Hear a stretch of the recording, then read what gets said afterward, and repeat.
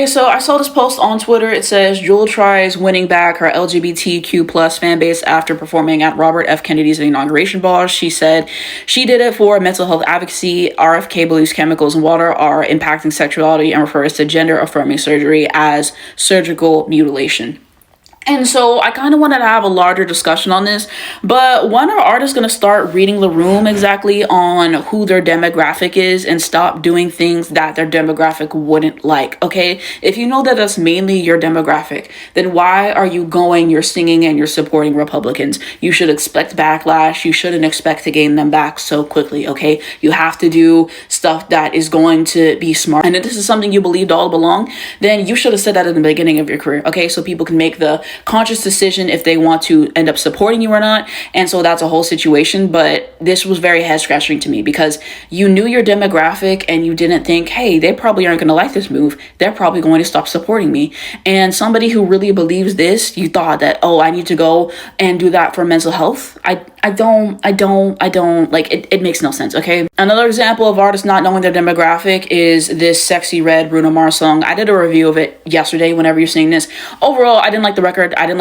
I was not fond of it. Bruno's trying to contort and make himself do something that he isn't. He's a pop R&B kind of guy. And it just didn't work. I'm not a fan of Sexy Red's work. It was not a moment. I was trying to hop on that Finesse Cardi B remix vibe, but Finesse worked. It was a good song. This doesn't work in my opinion. Doechii had originally collaborated with Kodak Black on What It Is, which was a pop R&B song. They came out, like 2 years ago at this point, and she got a lot of backlash for it because why are you as a female rapper working with a male who is a rapist? It's not a great look.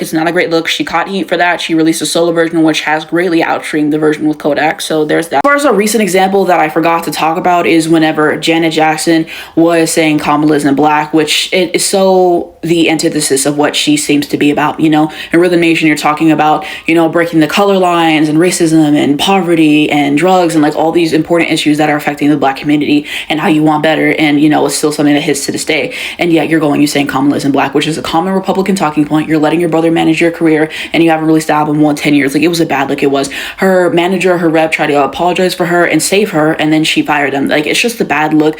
Randy's posting that he supports Trump. I like Janet. It was an ignorant thing to say, however. She needs to be held accountable. I don't give a fuck how old she is. That's what makes it worse. You've been alive for this long. You're this old and you're still fucking up shit like this. And, as a fan, a lot of her fans are disappointed. Like myself. I like her music. I have videos talking about her that you'll see coming up and I can appreciate it. She must be held accountable for that, though. I have a very hard time listening to her music. I haven't really been able to listen to it much since the controversy dropped, but that was just the point. Again, you shouldn't be getting yourself in this position. You present one thing and then the thing that you do is the antithesis of that. You see how that's stupid? I think people need to start understanding what their audience is and make moves that are going to cater to their audience and stop doing stuff that alienates people, okay? If you're a woman, you make music about empowering women, all these things, don't collaborate with somebody who hurts women, who is chauvinist. If you're somebody like her, who her fan base is a haven for LGBT people, don't collaborate with somebody who is homophobic and all those things. I feel like this is just common sense. Okay? There was also another thing with Carrie Underwood, and she recently performed at the inauguration and everything, and she got some heat for that. People did not know this. Apparently she was anti-vax and that stuff came out, and anti-mask and whatever. So I think that came out, and I think I remember that. And yeah, she actually had her sales decline from this, or her streams decline after it and everything. She felt like she wasn't given as much respect and everything. It's more different for her because she's already in country. A lot of people are Republicans and bigots in there anyway, so it's kind of like that was mainly her target audience, but she did lose some support for that. But I think artists just have to start thinking in general about who their fan base is, what to do that would be smart, and not getting themselves in positions like this, because this was so easily avoidable. You go to do it for mental health advocacy and you're doing it for somebody who probably doesn't even believe in mental health. Someone who's probably just like, oh, toughen up, and all that stuff. And so it's not helping. I don't know why people are this dense. You shouldn't even be in this position. Okay.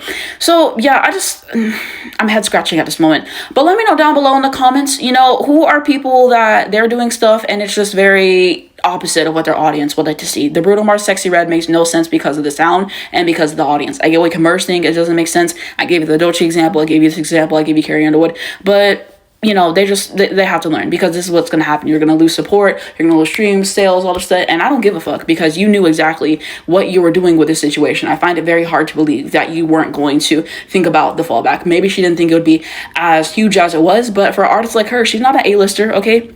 Can't afford to lose all that support, can't afford to lose all that support and everything. And yeah, I mean, even the chicks, their country, but they basically said fuck Bush, and people hated on them for that. Still, the audience now is smaller, and that is an example of an artist doing that, where I feel like that was a good example, because you're setting forth what you believe in and you're doing it right. Taylor Swift, what she was able to do and everything like that. So the chicks have a smaller audience now. It isn't the same, and they're okay with that. Taylor Swift has a huge audience. It went a little bit smaller, but she's still okay. So I think it depends on how much backlash you're willing to take from your audience, how much you really believe everything. But once you turn the tides, they cannot be unturned. Let me know what you think down below. Give me some examples, but I had to talk about this because this was stupid.